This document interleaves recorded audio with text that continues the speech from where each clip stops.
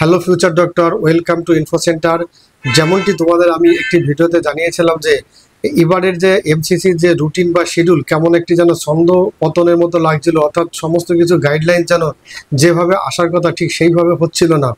যেমন PW candidate যারা আছে তাদের মেডিকেলের জন্য প্রত্যেকবারে কাউন্সিলিং শুরু হওয়ার আগে তাদের একটা নির্দিষ্ট টাইম দেওয়া হয়, সেই টাইমের মধ্যে তারা নির্দিষ্ট কলেজে গিয়ে তারা তাদের মেডিকেল সম্পন্ন করে। তেমনি যারা এনআরআই ক্যান্ডিডেট যে সমস্ত আছে তাদের জন্য অর্থাৎ এনআরআই কনভার্সনের যে একটা প্রসেস বা টাইম সেটা দেওয়া হয়। এবার কিন্তু সেই সমস্ত কিছু দেখা যাচ্ছিল না। আমি কিন্তু একটি ভিডিও তোমাদের দিয়েছিলাম যে এবারের কাউন্সিলিং হয়তো লেট হতে চলেছে বা ডিলে হবে। যাই হোক, ডিলে আমি এখানে বলবো না, তোমাদের জন্য একটি অত্যন্ত গুরুত্বপূর্ণ একটি নিউজ, অর্থাৎ তোমাদের ক্ষেত্রে অর্থাৎ 2025 কাউন্সিলিংয়ের জন্য বলতে পারো একটা ব্রেকিং নিউজ। সেই ব্রেকিং নিউজটি হচ্ছে কি, দেখো আজকে এই যে 26/7/2025 অর্থাৎ আজকেই এই নোটিশটি রিলিজ করেছে এমসিসি তরফ থেকে একটি নোটিশ রিলিজ করা হয়েছে। বলা হয়েছে কি আর্জেন্ট অ্যাটেনশন ক্যান্ডিডেট, অর্থাৎ ক্যান্ডিডেটদের জন্য একটি আর্জেন্ট অ্যাটেনশন। সেটা কি বলা হয়েছে যে decided to extended schedule of round 1 অর্থাৎ ইউজি কাউন্সিলিং 2025 অ্যাজ ফলোস। তোমাদের যে কাউন্সিলিং সেটা এক্সটেন্ড করা হলো, সেই এক্সটেন্ডটা নিয়েই আজকে একটু নতুন করে যে নোটিশ দিয়েছে সেই নোটিশটি সম্পর্কে এখন আমি তোমাদের সঙ্গে ডিটেল আলোচনা করব। এখন এখানে বলা হয়েছে registration and payment for round 1 registration facility extended up to 12 noon 31 July 2025 এবং পেমেন্টও এক্সটেন্ড করা হয়েছে আপ টু 3 PM 31 জুলাই 2025। আগে যে এমসিসি যে শিডিউল ছিল সেই শিডিউলে কিন্তু 21 থেকে 28 তারিখের মধ্যে এই যে প্রসেস অর্থাৎ রেজিস্ট্রেশন এবং পেমেন্ট প্রসেস প্রক্রিয়া সম্পূর্ণ করার কথা বলা হয়েছিল। এখানে কিন্তু 3 দিন তোমাদের বেড়ে গেল। তোমাদের কিন্তু কাউন্সিলিংটা পোস্টপোন হয়নি, এক্সটেন্ডেড হয়েছে। অর্থাৎ 3 দিন আগে 28 তারিখের মধ্যে যে কাজটি কমপ্লিট করতে বলা হয়েছিল সেটা এখন শেষ করবে তোমরা 31 জুলাইয়ের মধ্যে। নেক্সট, রিসেট রেজিস্ট্রেশন প্রসেস, এই পয়েন্টটি তোমরা ভালো করে খেয়াল করবে। এই রিসেট রেজিস্ট্রেশন প্রসেসের কথা বলা হয়েছে। এখানে বলতে পারো তোমরা যারা অলরেডি রেজিস্ট্রেশন করে ফেলেছো তাদের কিন্তু কোনো সমস্যা নেই, তাদের রেজিস্ট্রেশন আছে এবং সেটা ভ্যালিড, নতুন করে তাদের কোনো রেজিস্ট্রেশন করাতে হবে না। এখন বলা হচ্ছে কি এই যে রিসেট রেজিস্ট্রেশন অপশনটা তোমরা পাচ্ছ, এখন তোমরা কোনো ক্যান্ডিডেট এই রেজিস্ট্রেশন করার সময় যদি কোনো একটা স্টেপে যদি কোথাও ভুল করে থাকো তাহলে সেই ভুলটি কারেকশন করবার জন্য কিন্তু একটা সুযোগ তোমরা পেয়ে যাচ্ছ।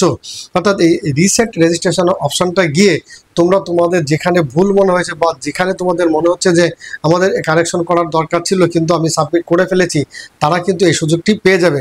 এবং যে কোনো স্টেপে অর্থাৎ রেজিস্ট্রেশনের যে কোনো প্রসেসে যে কোনো স্টেপে যেখানেই তোমরা ভুল করে থাকো সেখানে গিয়ে এই রিসেট অপশনে গিয়ে তোমরা সেটাকে কারেকশন করে নিতে পারবে। এবং এই রিসেট অপশনটি অ্যাভেলেবেল থাকবে, দেখো এটা available up to 10 AM 31 July 2025 অর্থাৎ 31 জুলাই পর্যন্ত এই যে রিসেট অপশন এটাও থাকবে। নেক্সট, চয়েস ফিলিং এক্সটেন্ডেড করা হয়েছে 11:55 PM 31 জুলাই 2025, যেটা আগে 28 তারিখের মধ্যে তোমাদের এই যে চয়েস ফিলিং যে ডেট ছিল সেটা কমপ্লিট হয়ে যাচ্ছিল, এখানে 31 জুলাই পর্যন্ত সেই ডেটটিকে এক্সটেন্ড করা হয়েছে।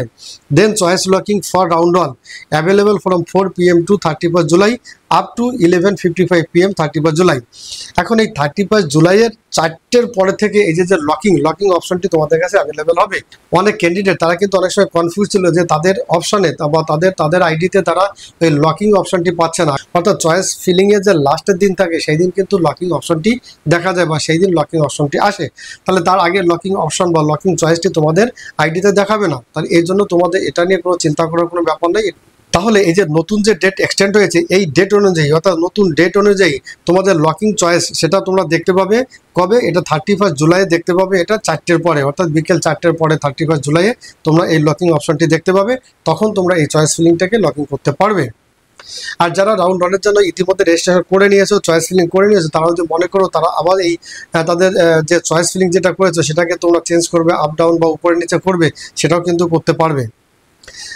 নেক্সট নাকি সিট প্রসেসিং ফর রাউন্ড 1, এটা 1 এবং 2 তারিখে এটা সিট প্রসেসিং রাউন্ড 1-এর জন্য এটা সিস্টেম করবে। দেন রেজাল্ট ডিক্লারেশন 3 তারিখ অথবা 4 তারিখের মধ্যে তোমাদের এই রাউন্ড 1-এর জন্য যে রেজাল্ট সেটা ডিক্লেয়ার হবে। দেন রিপোর্টিং অফ রাউন্ড 1 4 আগস্ট থেকে 8 আগস্ট অর্থাৎ 4 আগস্টের 4 তারিখ থেকে 8 তারিখ পর্যন্ত তোমাদের এই যে রাউন্ড 1-এর জন্য যে তোমরা অ্যাডমিশন প্রক্রিয়া সেই অ্যাডমিশন প্রক্রিয়া সম্পন্ন করতে হবে।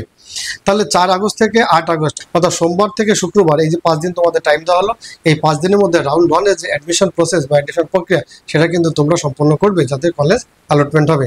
তো তোমরা সবাই ভালো থেকো, সুস্থ থেকো এবং তোমাদের কাউন্সিলিং তোমরা সুস্থ মতো করো।